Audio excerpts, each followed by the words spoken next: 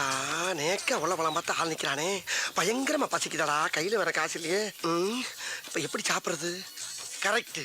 உள்ள இருக்க சாப்பாட்டுல ஒவ்வொன்றையும் ஒரு சாம்பில வாங்கி அதை 3 பார்சல் ஆக்கி ஒன்ன சாப்பிட்டு 2 என் பொண்டாட்டி கொண்டு கொடுத்துட வேண்டியதான். துணிஞ்சு இறங்கடா மாட்டா. சொல்றேல உள்ள வான்னு சொல்றேல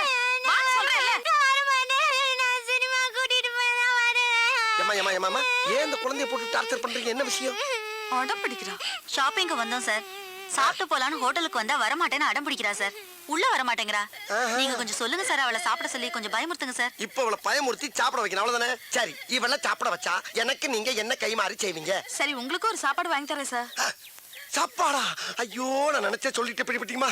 சரி, எப்படியாவது அவளை சாப்பிட வச்சிருங்க. ஆனா அதை பத்தி கவலைப்படாதீங்க. உள்ள போய் இந்த பிள்ளை என் கூட தனியா உட்கார வச்சு சாப்பிட வச்சு அனுப்பலைன்னா என் பேரை மாத்திக்கங்க. இப்ப பாருங்க திறமைய. யாருங்கிற யார் தெரியுங்களா? குரங்கு குதறி பிடிமே குதறி. நான் பேசுற குரங்கு அப்படியே கடிச்சு பராண்டி வறண்டி விட்டு. ஆமா, மரியாதையா போய் சாப்பிடுவோம். போகல போ.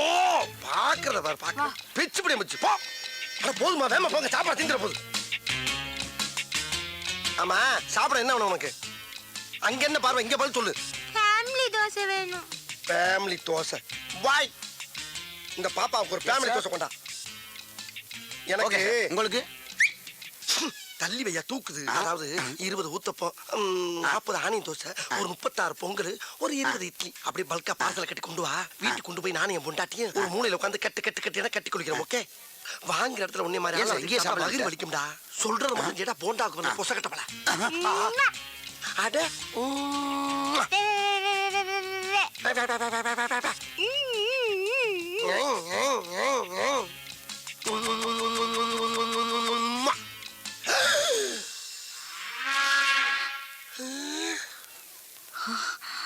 என்ன திடீர்னு பாப்பா போலீஸ் ஆகி உட்கார்ந்துருக்கு?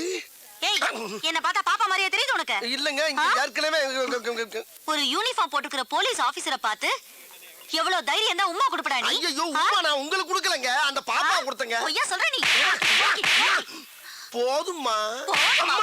போதும். இந்த பார், ஹோட்டலுங்கிறதுனால தான் உன்னை உயிரோட விடுறேன். வெளிய வாடா, நீ தின்னதெல்லாம் நான் வெளிய எடுக்கறேன். வெளிய வரையா?